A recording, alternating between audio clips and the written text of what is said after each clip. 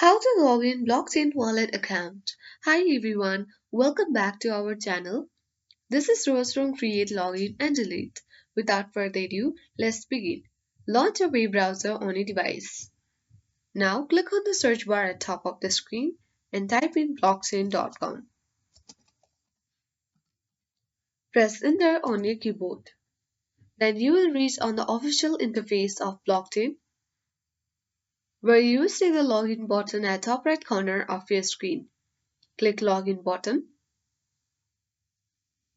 Then you will be navigated to the login section of blockchain,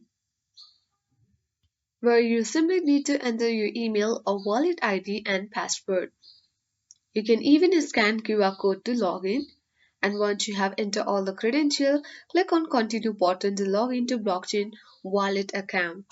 In case you forget the password, you need to click on forget password link and recover your password. So with that, you are good to go. You will now successfully log into your blockchain wallet account.